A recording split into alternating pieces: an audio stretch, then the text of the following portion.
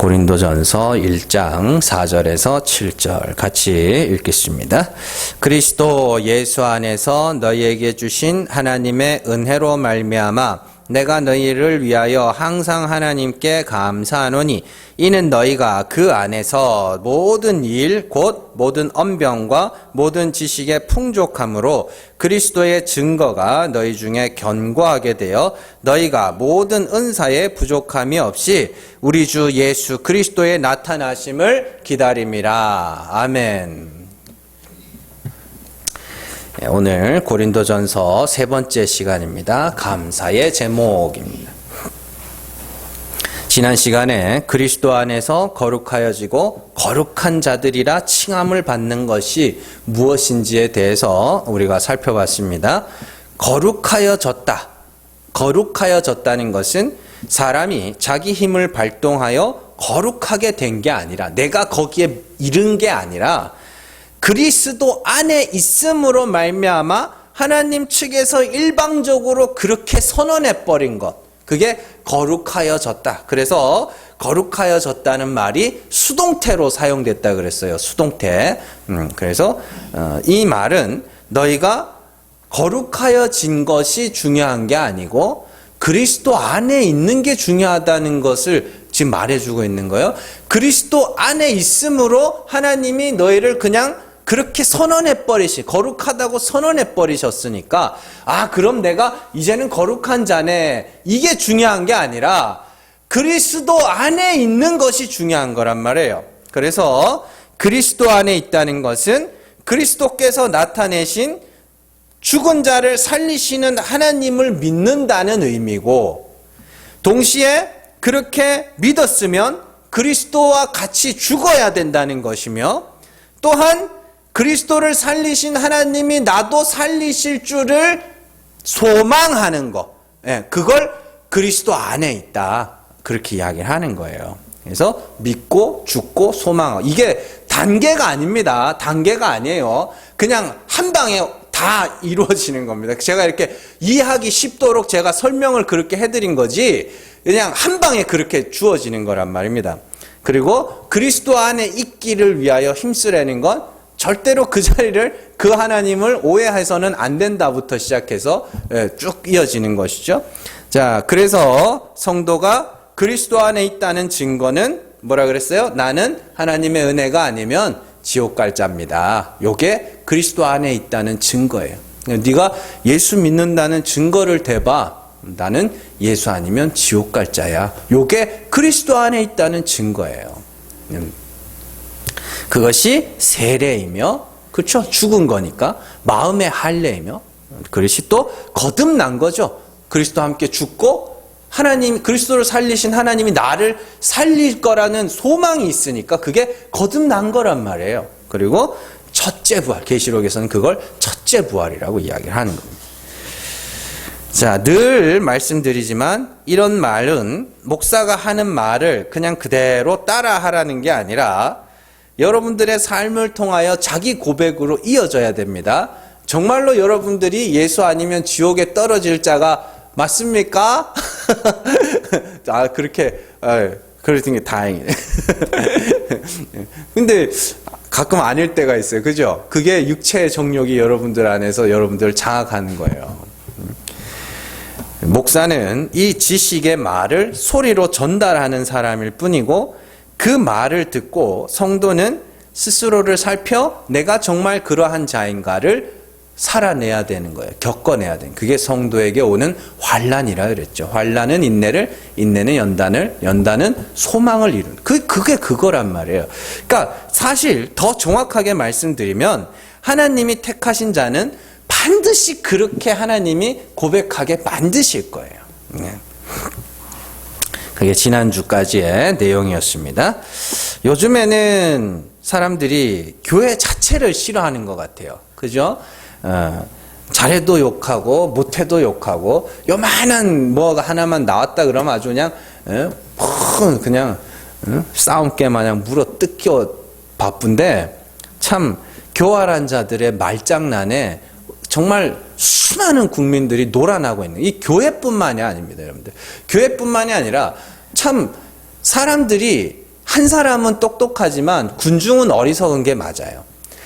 한 사람은 똑똑한데 군중이 어리석어. 그래서 자꾸 이 군중 심리를 이용하니까 얘를 물어뜯어라 그러면 우르르 가서 물어뜯고, 얘를 물어뜯어라 그러면 우르르 가서 물어뜯고, 그게 옳은 건지 그게 맞는 건지 틀린 건지는 관심도 없고, 그렇게 되는데, 예전에는요, 요즘에는 그냥 사람들이 교회 자체를 싫어하니까 교회 관련 뉴스만 나왔다 그러면 잘했다 그래도 욕해요. 잘한 일도. 근데 예전에는 교회를 비방하는 것 중에 하나가 예수쟁이는 말만 해. 이런 말이 있었어요. 말만 많다고. 그래서 이렇게 살아야 돼. 저렇게 살아야 돼. 그러면서 말만 뻔지르르게 하지. 그냥 자기가 한 말을 그대로 살아내지 못한다는 그런 비아냥이었어요. 말한 대로 살아야 되는데 말한 대로 못 사니까 욕먹는 거죠. 사실 성도들뿐만 아니라 모든 인간들은요, 자기가 한 말에 걸려 넘어지는 거예요. 내가 뱉은 말 때문에 욕먹는 겁니다. 얼마 전에 청와대에 있는 사람들이 집단적으로 사표를 제출한 적이 있었습니다. 왜냐하면 그 사람들은 자기들이 규제를 하고 세금을 많이 물릴 것이기 때문에 집을 팔아라, 빨리 팔아라 그랬어요. 자기들이 그 말을 했잖아요. 그러나 그들의 정책에 의하여 집값이 천정부지로 오르게 됐습니다. 그런데 가만 살펴보니까 정작 집을 팔라고 했던 사람들이 대부분 다주택자였던 거예요. 그리고 자기 집값도 막 몇 억씩 몇십억씩 이렇게 오르다 보니까 안 파는 거예요. 근데 막 대통령은 집을 다 팔아라, 이제 막 그래야 돼, 이제 참모들도 집을 팔아라 그러니까 집단적으로 그냥 사표를 제출한 거예요. 집을 팔기 싫다는 거죠. 그러니까 집을 팔라고 했던 자신들의 말에 걸려 넘어져서 자기들이 더 이상 양심에 찔려서라도 그 짓을 못 하겠는 거라.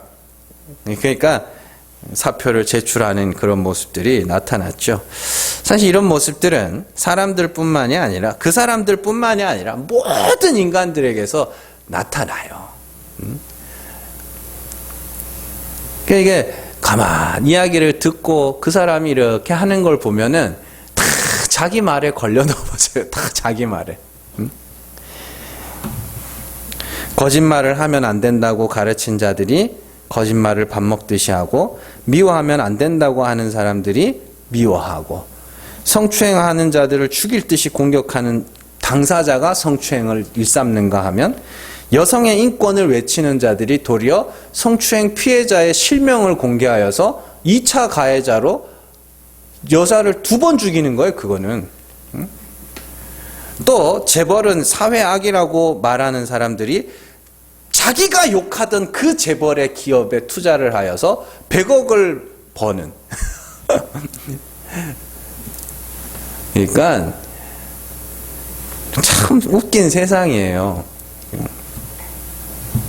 이처럼 예수 믿는 사람들뿐만 아니라 믿지 않는 사람들도 자기 말에 자기가 걸려 넘어지는 모습은 너무나도 쉽게 찾아볼 수 있어요. 그래서 사람이 솔직하다는 거는요, 자기 본능대로, 자기 본성대로 말하는 게 솔직한 거예요. 그냥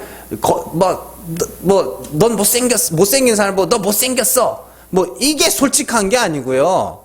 난 이게 좋아. 솔직하게 난 이게 좋아. 그러잖아요. 그러면은 근데 인간들이 왜 그렇게 솔직하지 못할까요? 돈을 그렇게도 좋아하면서 왜 그렇게 재벌들을 욕할까요? 자기한테 돈 벌어주는 재벌들을. 왜냐하면 본성대로 말하면 뭔가 가치 없다고 생각하기 때문이에요.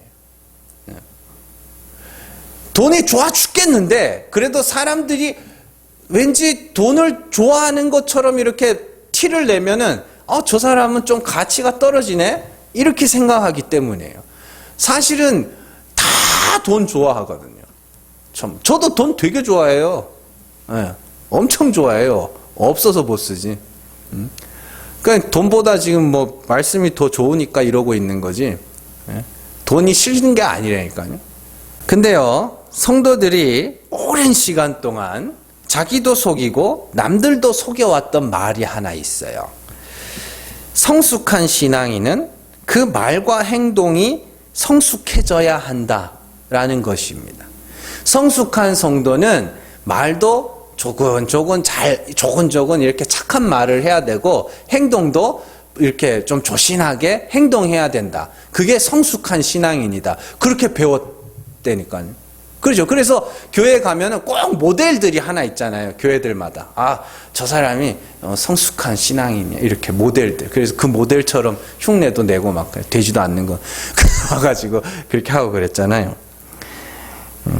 근데 그런 성숙한 모습들이 나쁘다거나 없다는 건 아닙니다. 그런 변화들이 없다는 건 아니에요. 성도는 그런 모습을 갖추어야 할 필요가 있어요. 필요. 기준이 아닙니다. 필요가 있다고요. 왜냐하면 성도는 그리스도의 복음을 전해야 하는 자들이기 때문에 복음을 전할 때 내 행동이나 말 때문에 비방을 받지 않기 위해서 조심할 필요가 있는 거예요. 그러나 그것이 성숙한 성도의 기준은 아닙니다. 잘 이해를 하셔야 돼요. 그것은 복음 전도에 필요한 것이지 말과 행동을 조신하게 한다고 해서 그것 자체로 그가 성숙한 성도가 되는 것은 아니란 말입니다. 베드로전서 2장으로 한번 가보세요. 2장 19절에서 20절 말씀입니다. 같이 읽습니다. 부당하게 고난을 받아도 하나님을 생각함으로 슬픔을 참으면 이는 아름다우나 죄가 있어 매를 맞고 참으면 무슨 칭찬이 있으리요? 그러나 선을 행함으로 고난을 받고 참으면 이는 하나님 앞에서 아름다우니라. 아멘. 보세요. 베드로는 베드로전서에서 반복해서 선을 행하고 고난받는 것이 하나님의 뜻이다. 그것이 아름다운 것이다. 계속해서 그렇게 이야기를 해요. 여기서 선행이라는 것은 우리가 흔히 아는 선행이 아닙니다. 이 세상에서 선행한다고 고난 주는 사람이 어디 있어요? 선행하면 다 존경하지. 그런데 선을 행하면 고난을 받는데요. 베드로가 계속 이야기를 합니다. 선을 행하는 것은 베드로가 말하는 선행이라는 것은 우리가 왕같은 제사장으로서 하나님의 아름다운 덕을 선포하는 것, 그게 선행이에요. 그 선행을 할 때 반드시 세상은 너희를 비방할 거야. 고난이 올 거야. 이렇게 이야기를 하는 겁니다. 그래서 그 선행을 가장 먼저 행하신 분이 예수님이시죠. 예수님이 은혜를 말하고 긍휼을 말씀하시는 보배로운 산돌로 이 땅에 오시자 건축자들이 그 돌을 버렸어요. 그리고 예수님이 하신 하나님의 아름다운 덕을 선포하신 것처럼 너희도 그 자취를 쫓아 예수 그리스도와 같이 왕같은 제사장으로서 은혜의 아름다운 덕을 선포하는 선행을 해라. 그러면 너희가 고난을 받게 될 것이다. 그렇게 이야기를 하는 거예요. 그러면서 부당하게 받는 고난이 있다 그래요. 그게 뭐예요? 건축자들에 의하여 예수께서 버림을 받은 것처럼 너희도 예수와 같이 버림받는 일들이 있을 것이다. 그렇게 이야기를 하는 거예요. 그래서 그러한 비방이 부당하게 받는 고난이고 그것이 선을 행함으로 받는 고난이에요. 근데 그건 아름다운 거야. 그렇게 이야기해요. 왜요? 하나님이 그 아들, 아름다운 분, 예수 그리스도가 하나님의 보배로운 돌 예수 그리스도가 그 아름다운 거잖아요. 보배로운 돌이 보석이란 단어입니다. 하나님이 보석처럼 여기는 그 아들이 세상에서 버림받았죠. 그리고 그리스도로 말미암아 아들이 될 자들도 세상에서 버림받아요. 그래서 그걸 아름다운 거야. 그렇게 이야기를 합니다. 그러면서 한마디를 더 붙여놨어요. 뭐라 그러냐면 어떻게 해요? 너에게 죄가 있어 매를 맞고 참으면 무슨 칭찬이 있겠냐. 너희가 못되게 살아서 욕먹으면 그게 무슨 칭찬이 있겠냐. 선을 행하면서 고난받아야지. 그건 뭐냐면 너희에게 무슨 잘못이 있어가지고 욕먹으면은 그건 아무 유익이 없다는 거예요. 왜요? 내가 복음 때문에 욕을 먹었는지 내가 못되게 살아서 욕을 먹었는지 알 수가 없잖아요. 그거는. 예? 여러분들 이렇게 제사 드리는 집들 뭐 아시잖아요. 가서 내가 예수를 믿어서 저 사람들이 나를 욕하는지 아니면은 와가지고 그 제사상에 그 전 붙이고 하는 거 안 붙여주고 그냥 못되게 난 예수 믿으니까 제사랑 상관없는 거야. 뭐 이렇게 못되게 굴어가지고 그냥 그렇게 욕먹는 건지 알 수가 없잖아요, 그거는. 그냥 할 도리는 다 해야 돼요. 직장 같은 데도 가서 마찬가지예요. 자꾸 복음 전도하고 다니려면 자기 일 잘해야 돼요. 그러니까, 그래야, 왜, 그런 게 어딨냐고. 그런 하나님이 어딨냐고. 이렇게 비방을 해야 그게 복음 때문에 고난을 당한, 선을 행함으로 고난을 받는 거 아닙니까? 근데 넌 뭐 이렇게 일을 못하냐? 지가 일 못해가지고 요거도 먹고는 와가지고, 주님, 주님 때문에 고난받았습니다. 하나님 뭐라 그러겠어요. 자. 이처럼 성도는 복음을 전하는 자로서 내가 전하는 복음 때문에 고난을 받아야 하는 자들이고 못된 행위로 고난을 받아서는 안 돼요. 그러니까 집에서 살림 잘 사세요. 예. 그리고 그러면 성도의 착한 삶, 예? 착한 삶, 조신한 말과 행동의 목적은 뭐예요? 그리스도의 복음, 하나님의 아름다운 덕을 긍휼의 하나님을 선포하기 위함이에요. 갈라디아서 5장 13절 한번 가보세요. 같이 읽습니다. 형제들아, 너희가 자유를 위하여 부르심을 입었으나 그러나 그 자유로 육체의 기회를 삼지 말고 오직 사랑으로 서로 종노릇하라. 아멘. 베드로전서 2장 한번 가보세요. 베드로전서 2장 16절입니다. 같이 읽습니다. 너희는 자유가 있으나 그 자유로 악을 가리는 데 쓰지 말고 오직 하나님의 종과 같이 하라. 아멘. 자, 그리스도 안에서 거룩하여진 성도는 더 이상 스스로 거룩한 자가 되기 위해서 힘쓰지 않아도 되는 자유가 주어졌어요. 그러나 그 자유를 악용하여 내 악행을 합리화하기 위한 도구로 쓰지 말고 사랑으로 종노릇해라. 서로 종노릇해라. 하나님의 종과 같이 해라. 이렇게 나옵니다. 하나님의 종은 뭐예요? 말씀을 전하는 자들. 바울이 그래서 자기를 뭐라 그래요? 하나님의 종이라 그래요. 하나님의 종은 복음을 전하는 자. 그래서 너희가 아무거나 먹을 수 있고 아무 말이나 할 수 있고 아무 데나 갈 수 있는 그런 자유가 너희에게 주어졌지만 하나님의 종으로서 하나님의 어떠한 분이며 그 하나님의 아름다운 덕을 선포하기 위한 하나님의 종으로서 보내심을 받은 자들이니 너희의 자유를 복음을 전하는 데 써라. 그렇게 이야기를 하는 거예요. 그래서 바울은 자신이 고기를 먹는 것이 누군가에게 걸림이 된다면 난 고기 안 먹을 거야. 그렇게 이야기를 하는 거예요. 왜요? 복음 때문에. 복음 전하기 위해서 그렇게 하겠다. 그러니까 자기가 고기를 안 먹는 것 자체가 성숙한 신앙인이라는 기준이 아니라 복음을 전한다는 것이 중요한 거란 말입니다. 그러면 결국 그리스도 안에 있는 성도는 이미 거룩하여진 자들이고 이제 그들이 거룩한 자로 여김을 받기 위해서 더 이상 노력해야 할 건 없다는 소리예요. 다만 우리에게 하나님이 사명을 주셔서 하나님의 은혜의 복음을 전하게 하셨으니 그 일을 위하여 그냥 우리의 말과 행동을 절제하고 조금만 조신하게 살아가는 것일 뿐입니다.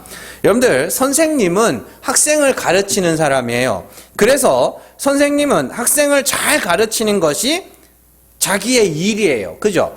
그러나 선생님은 학생들이 좀 더 선생님에게 존경심을 갖고 적어도 선생들의 행동 거짓 때문에 그 선생이 가르치는 것마저도 부정하지 않도록 하기 위해서 선생님들이 말과 행동을 조심하는 거 아닙니까? 그래서 학생들 말고 교사 화장실이 따로 있는 거예요. 그래서 그 옛날에는 저는 그거 모를 때 국민학교 시절에 선생님 화장실 안 가는 줄 알았잖아요.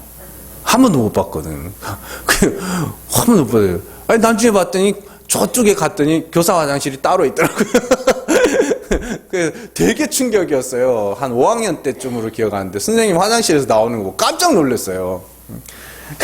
어쨌든 자, 성도는 마찬가지로 선생님은 잘 가르치는 것이 선생님이지 그 선생님이 말과 행동을 조심한다고 해서 그게 좋은 선생님은 아니란 말이에요. 그러니까 둘 다 잘하면 제일 좋은 거고 그 선생님이 말과 행동을 조심하는 건 잘 가르치기 위함이에요. 마찬가지로 우리가 말과 행동을 조심하는 건 복음을 전하기 위한 거지. 그것 자체가 우리의 신앙이 얼마나 성숙했느냐, 그걸 기준으로 할 수가 없는 거란 말입니다. 그렇다면 성숙한 성도는 누구냐 도대체? 오늘 말씀에 나와요. 오늘 말씀은 사도 바울이 고린도 교회 성도들 때문에 하나님께 감사한 내용을 적어 놓고 있어요. 바울이 하나님께 감사하는 것을 보면 바울이 성도들에게 원했던 것이 무엇인지도 알 수 있죠. 우리가 감사한다는 것은 내가 원한 어떤 것이 이루어졌을 때 감사하는 거 아닙니까? 그러니까 목회자로서 사도 바울이 성도들의 어떤 모습 때문에 감사했다는 것은 바울이 성도들에게 그 모습을 원했다는 거예요. 그리고 동시에 하나님이 그 모습을 성도들에게서 끌어내셨다라는 이야기이기도 합니다. 예를 들어서 내 자식이 시험 100점 맞아서 감사합니다. 하나님 감사합니다. 우리 아들이 시험 100점 맞게 해주셔서 감사합니다라고 기도했다는 건 내가 그 아들이 100점 받기를 원했다는 거예요. 그리고 그걸 하나님 앞에 기도했다는 거 아닙니까? 마찬가지로 사도 바울이 고린도 교회 성도들로 말미암아 하나님께 감사했다는 것은 바울이 성도들에게 그 모습을 원하고 있었으며 그 모습을 위하여 하나님 앞에 기도하기도 했다는 이야기예요.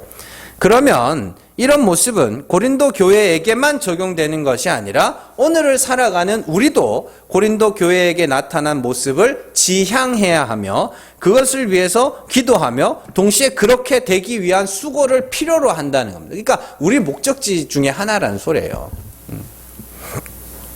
그렇게 돼야 된다고요, 우리가. 자, 바울의 감사는 하나님이 고린도 교회에게 주신 은혜로 말미암아 감사한다. 이렇게 시작합니다. 하나님께서 고린도 교회에게 어떤 은혜를 주셨대요. 그리고 그들에게 주신 하나님의 은혜가 무슨 은혜인지가 그 아래에 나오는데 첫 번째가 뭐냐면 언변과 지식의 풍족함이에요. 이게요, 굉장히 의외의 모습입니다.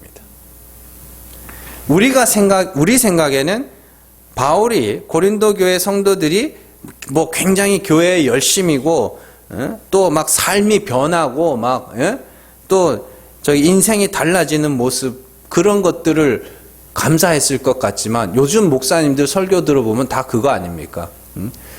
그런 것 같지만 바울이 감사한 게 뭐냐면 사람들이 말과 지식의 풍족함. 한마디로 아는 게 많아졌다는 거예요. 많이 알아서 감사하대요. 또한 감사의 시작에 하나님이 교회에게 주신 은혜로 말미암아 감사한다고 붙어있죠. 그건 하나님이 고린도 교회 성도들에게 말과 지식의 풍성함을 주셨다는 거예요. 그렇다면 하나님께서 주신 말과 지식의 풍족함이란 도대체 무엇인가? 성경은 하나님이 성도들에게 스스로를 계시하시는 것을 빛을 비추셨다라고 이야기를 해요. 자, 요한복음 8장 12절입니다. 같이 읽습니다. 예수께서 또 말씀하여 이르시되 나는 세상의 빛이니 나를 따르는 자는 어두움에 다니지 아니하고 생명의 빛을 얻으리라. 아멘. 사도행전 26장으로 한번 가보세요. 사도행전 26장 22절에서 23절 말씀입니다. 같이 읽습니다. 하나님의 도우심을 받아 내가 오늘까지 서서 높고 낮은 사람 앞에서 증언하는 것은 선지자들과 모세가 반드시 되리라고 말한 것밖에 없으니 곧 그리스도가 고난을 받으실 것과 죽은 자 가운데서 먼저 다시 살아나사 이스라엘과 이방인들에게 빛을 전하시리라 하미니이다 하니라. 아멘. 그렇죠? 요한복음 1장에 보면 하나님이 빛이라 그래요. 그죠? 근데 8장에서는 예수님이 내가 세상의 빛이다 그래요. 그건 예수님의 신성을 이게 아니라 예수님이 지금 예수님이 지금 하나님을 나타내고 있다는 소리예요. 그리고 그 하나님이 어떠한 분인지를 나타내기 위하여 오신 예수님이 나는 세상의 빛이다. 그렇게 이야기를 해요. 또 예수님은 하나님이 어떠한 분인지, 사도행전에서 예수님이 고난을 받으시고 죽은 자 가운데서 살아나셔서 이스라엘과 이방인들에게 뭐요? 빛을 비추셨다. 그 빛이 뭐예요? 하나님의 영광을 아는 빛. 그리고 고린도후서 4장에서 그리스도의 얼굴에 나타난, 그건 뭐냐면 그리스도께서 나타내신, 보여주신 하나님의 영광을 아는 빛이 어디에 비쳤다 그래요? 택하신 자들의 마음에 비쳤다. 그러니까 하나님께서 은혜를 베푸셔서 고린도 교회에게 하신 일이 그들에게 하나님을 아는 지식을 풍성히 가르쳐 주셨다. 그리고 여러분들이 잘 아셔야 되는 게, 지금 사도 바울이 이렇게 서신서를 쓰는 요 때는 신약 성경이라는 것이 없었던 시대입니다. 그래서 그들에게 성경이라는 건 구약밖에 없었어요. 그래서 그들이 지식에 풍성하였다는 건 구약 성경을 통하여 하나님이 그런 분이라는 것을 읽어내기 시작했다는 거예요. 그건 대단한 겁니다. 지금 이게 신약 성경이 있는 시대에도 그걸 읽어내지 못하는 사람이 수두룩한데, 신약 성경이 없는 당시에 정말로 그들이 하나님으로부터 빛을 받아 그걸 읽어내기 시작했다는 거예요.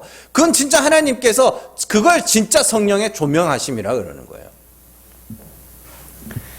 그래서 고린도 교회들이, 고린도 교회 성도들이 하나님으로부터 빛을 받아 어떻게 해요? 그 성경을 통하여 하나님이 어떤 분인지를 풍성히 알게 됐다. 그걸 감사했다.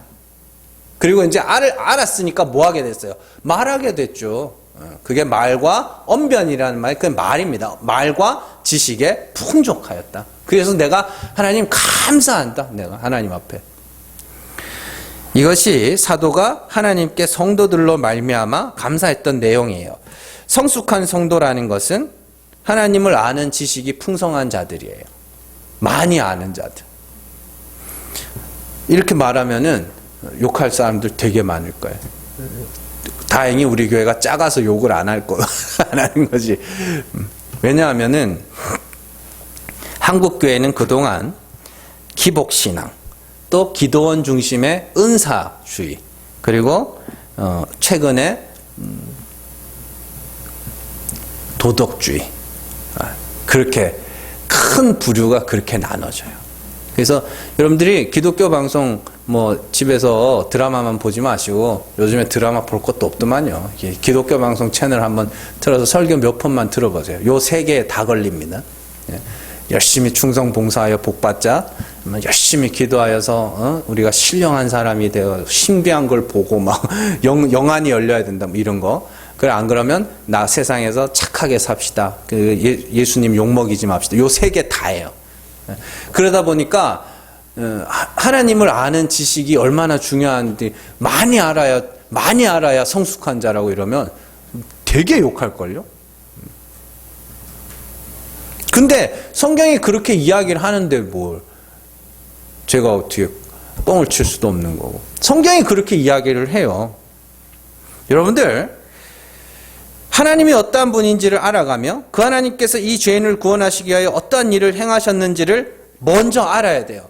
그 사랑과 은혜의 크기를 알아야 지식에 근거한 진짜 찬송과 감사가 나오게 되는 것이지, 그것이 알지 못하면 그냥 대가성, 찬송 열심히 하면 복 받습니다, 제 앞에 앉아가지고 설교 말씀 목사님한테 침세례 받으면서 그렇게 설교 받으면 복 받습니다, 이렇게 그런 것들 좀 이제는 벗어날 때가 됐어요. 그래서 사도들이 지식이 자라기를 그렇게 성도들한테 원했던 거예요.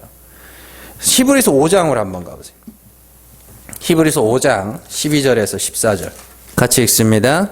때가 오래되었으므로 너희가 마땅히 선생이 되었을 터인데, 너희가 다시 하나님의 말씀의 초보에 대하여 누구에게서 가르침을 받아야 할 처지이니 단단한 음식은 못 먹고 젖이나 먹어야 할 자가 되었도다. 이는 젖을 먹는 자마다 어린아이니 의의 말씀을 경험하지 못한 자요, 단단한 음식은 장성한 자의 것이니 그들은 지각을 사용함으로 연단을 받아 선악을 분별하는 자들이니라. 아멘.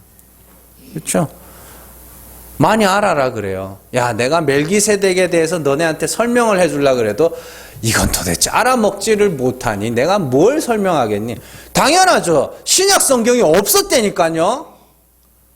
신약 성경이 완성되지 않은 상태였어요. 그래서 하나님으로부터 빛을 받은 사도들에 의해서 그게 구약을 은혜의 하나님으로 읽어가고 있던 시절이었단 말입니다. 근데 말씀에 아무 관심이 없는, 여전히 그냥 율법적으로만 보고 앉았으니, 야, 도대체 믿은 지가 얼마나 됐는데 아직도 그 모양이냐? 여러분들, 교회 오래 다니면서 성경 모르는 거 자랑 아니에요.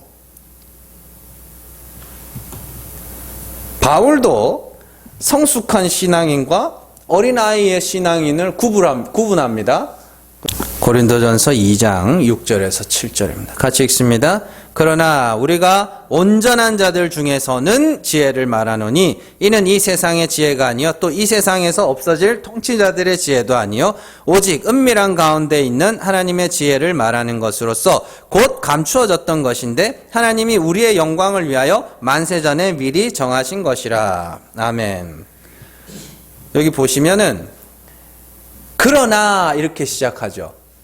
예. 여기 온전한 자라는 단어가 장성한 자라는 단어입니다. 바울이 나는 예수와 그가 십자가에 못 박히신 것만 말했어. 왜냐하면 너희 믿음이 사람의 뜻이 아니라 하나님의 능력에 있음을 알도록 하기 위해서 예수와 십자가만 말했어. 그러나 온전한 자들에게는 하나님의 지혜를 말했어. 그 하나님의 지혜가 뭐냐면 창세전에 감추어졌던 것인데 이제 나타난 것. 그 뭐냐면 창세전에 감추어졌던 게 뭐야? 구약 성경 안에 비밀처럼 감추어놨던 예수 그리스도와 그가 십자가에 못 박히신 그런 이야기들이 이제는 그리스도께서 나타내셨잖아요. 그래서 처음에는 예수 믿으세요. 예수 믿고 구원 받으세요. 우리는 죄인입니다. 예수 믿고 죄사함 받아야 됩니다. 이렇게 전하다가 이제는 그들이 믿고 나서 좀 온전한 자, 장성한 자가 되니까, 말씀에 관심을 가지고 그렇게 되니까 구약을 통하여 뭐예요? 예수 그리스도와 십자가와 은혜의 하나님을 증거해 주는 거예요. 그걸 풀어주는 거예요. 그걸 온전한 자라 그래요. 장성한 자라.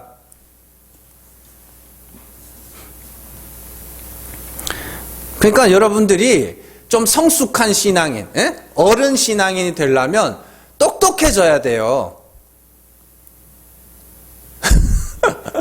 똑똑해져야 돼요. 목사가 힘들어할 만큼 막 진짜 송곳 같은, 좀 어설픈 질문들 말고 송곳 같은 질문들을 해서 목사를 공부하게 만들어야 된다니까요. 그런데 이 한국 교회는 이상하게 처음 시작은 안 그랬거든요. 제가 자주 말씀드리잖아요. 처음에 평양 대부흥운동, 그게요, 전국 8도에서 8도 강산에서 성경을 배우러 갔어요. 그게 성경 사경회라니까요. 성경을 배우러. 성경이 도대체 이 글자는 읽겠는데 무슨 말인지를 모르겠어요. 그래서 성경을 배우러 간 거예요. 거기서 부흥회 하러 간 게 아니란 말이에요. 그래서 목포에서 뭐 어디서 진짜 사진이 있어요. 사진이 가마손 메고 애 손잡고 쌀 차고 쌀 이렇게 한 부대 차고 그러고 간다니까요. 성경 배우겠다고? 그게 성숙한 성도예요. 오늘날 수많은 성도들은 아주 그냥 어린아이 중에 어린아이, 아니 시작도 못한, 진짜 성숙한 성도는 그때 그 시절에 그 성도들이었어요. 성경이 뭔 말을 하는지, 도대체 하나님이 어떠한 분인지를 알기 위해서 누군가 말씀을 가르쳐 준다 그랬더니 그리로 가는 거예요. 수백 킬로를 걸어서. 차가 어디 있어요? 그게 진짜 성숙한 성도예요. 하나님에 대하여 알기를 원하는 거. 아주 그냥 무지렁이들을 만들어 놔가지고, 그건 다 목사들 죄예요. 그거는 진짜로 목사들 죄예요.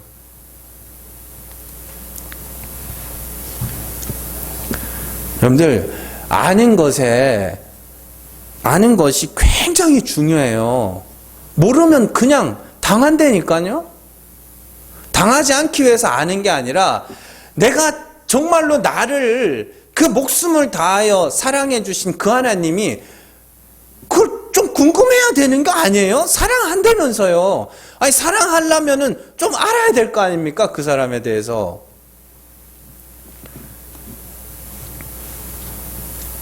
여러분들, 지식을 무시해서는 안 됩니다.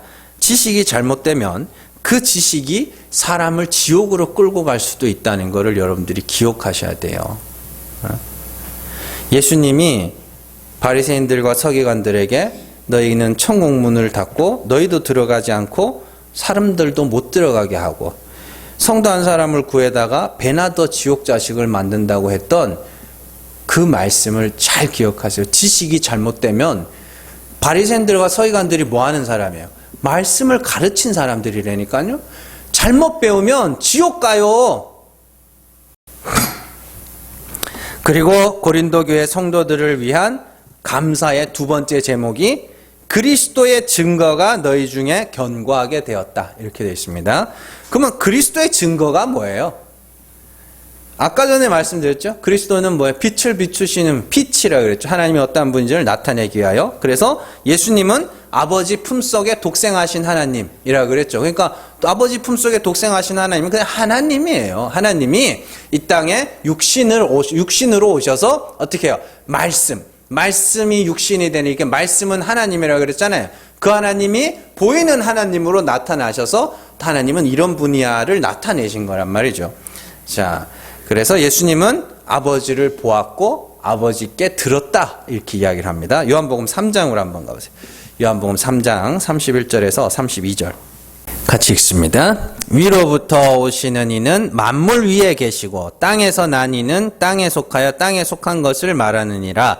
하늘로부터 오시는 이는 만물 위에 계시나니 그가 친히 보고 들은 것을 증언하되 그의 증언을 받는 자가 없도다. 아멘. 예수님 위에서 하늘로부터 오시는 예수님입니다. 예수님을 뭐라 그래요? 보고 들은 것을 증언하시는, 그 증거하시는 분. 예수님의 증거가 하늘에서 보고 들은 거. 하늘에서 뭘 보고 들은데? 독생하신 하나님, 그 하나님을 보고 그 하나님에 대하여 들었잖아요. 그래서 그 하나님을 증거하시잖아요. 그걸 그리스도의 증거라 그래요. 그리스도께서 나타내신 하나님. 그러면 다시 오늘 말씀으로 오셔서 그리스도의 증거가 너희 중에 견고하게 되었다는 건 너희가 하나님의 말씀을 통하여 하나님이 비추신 빛을 받아 하나님이 긍휼의 하나님이시구나, 죽은 자를 살리시는 하나님이시구나, 없는 것을 있는 것으로 부르시는 이시구나 라는 것을 빛으로 받아 성경을 통하여 진짜 그러한 하나님이신 것을 확인하고 이제 그 하나님은 누가 뭐래도 은혜의 하나님이시라는 것을 그들이 확고하게 믿고 있었다. 그게 그리스도의 증거가 너희 안에 견고하게 되었다. 이렇게 이야기해요. 그러니까 흔들리지 않는 거예요. 누가 와서 그럴듯한 말로 하나님이 이런 분이야, 하나님은 이래, 우리가 이렇게 하면 하나님이 이렇게 해주셔, 무슨 말을 해도 아니야, 하나님은 죽은 자를 살리신 하나님이지. 그래서 나는 그리스도와 함께 죽은 거야. 그리고 나는 산 소망을 가진 거야. 그게 견고하게 되었다는 거예요. 그게 사도 바울이 감사한 제목이에요. 많이 알고 아는 대로 확고하게 믿고 있는 거. 그래서 누가 와서 헛소리를 해도 절대로 흔들리지 않는 거. 적어도 지식에서만큼은. 그러한 지식의 성장이 성도의 성숙이에요. 많이 알아야 돼요. 네. 많이 알아야 뭐예요? 많이 가르쳐 줄 거 아닙니까? 그래서 때가 되면 뭘 해야 된다 그래요? 때가 오래되었으므로 너희가 마땅히 선생이 되어야 할 터인데 가르쳐야 되는데 옛날에는 신학교가 어디 있어요? 이 시절에 그냥 성도들 중에 하나님이 너 선생해 그러면 하는 거지. 사도 바울이 자기가 내가 선교하겠습니다 나를 보내소서 그랬어요?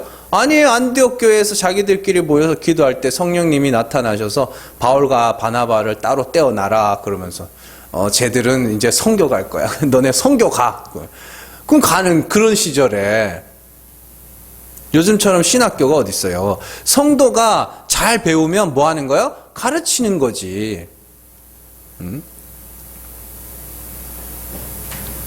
그게 진짜 성숙이라니까요.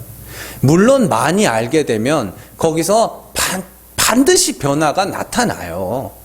안 나타나지 않는다니까요. 근데 그런 변화들보다 여러분들 아는 게 중요하다니까요. 하나님이 어떠한 분인지 그냥 하나님 한 분, 하나님 한 분, 하늘 위에 한 분 계신 그 하나님, 귀신도 알아요. 그래서 그 한 분 하나님이 한 분인데 뭐 어쨌다고. 그 다음이 없잖아요.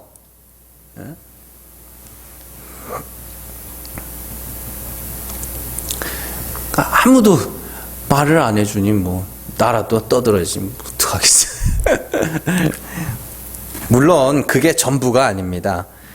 알고 나면 그 다음은 뭐냐면 됨이에요. 됨. 아는 대로 되어야죠. 그래서 됨이 없으면 그냥 지적 허영심 속에서 나는 아는데 넌 몰라? 그냥 이러고 있는 거거든요. 물론 그 단계가 다 거쳐야 되는 겁니다. 그러나 알았으면 이제 그 다음은 그렇게 되어야 돼요. 바울이 고린도 교회에게 이런 모습을 감사했다고 해서 그들이 온전하다고 말하지 않잖아요. 지금부터 이제 진짜 막 욕하기 시작하는데 그게 뭐냐면 됨이 없어서 그런 거거든요. 그러나 중요한 것은 알면은 될 가능성이 있지만 알지를 못하면 될 가능성도 없는 거예요. 그런 거예요. 알면은 될 수 있다니까요. 근데 모르면은 아예 못 돼요. 알면은 올바로 가르칠 수 있어요. 올바른 길을 인도할 수 있다니까요. 많은 사람을 옳은 길로 인도하는 자는 하늘의 별과 같이 빛나리라 처럼 알면은 옳은 길로 인도할 수가 있어요. 근데 모르면은 어떻게 해요? 길 잃은 양과 같이 저마다 자기의 길을 찾아서 거기가 죽으러 가는 길인지 살러 가는 길인지도 모르는 거예요. 그렇게 잘 배우면 어떻게 되냐면 여러분들이 이제는 제가 뭔가를 가르치는 게 아니라 예, 아니요 하게 돼요. 예. 뭐냐면 하나님이 이런 분입니다. 성경을 통해 그거를 풀어주면 그렇죠. 예, 아멘.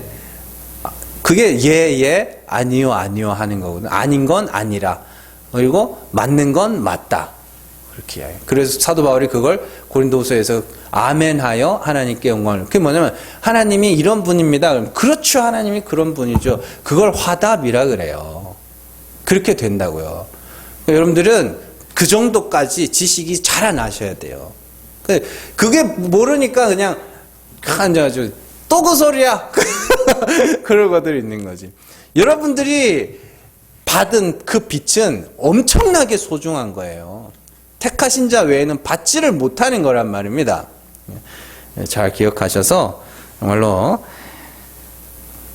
많은 것들을 배우고 또 많은 것들을 가르칠 수 있는 그런 성도, 그리고 우리의 예배가 제가 일방적으로 가르치고 여러분들은 그걸 그냥 하나하나 배워가는 정도가 아니라 어느 지점에서는 여러분들이 예, 아니라 할 수 있는 그런 수준에까지 자라날 수 있기를 주님의 이름으로 축원합니다. 기도하겠습니다.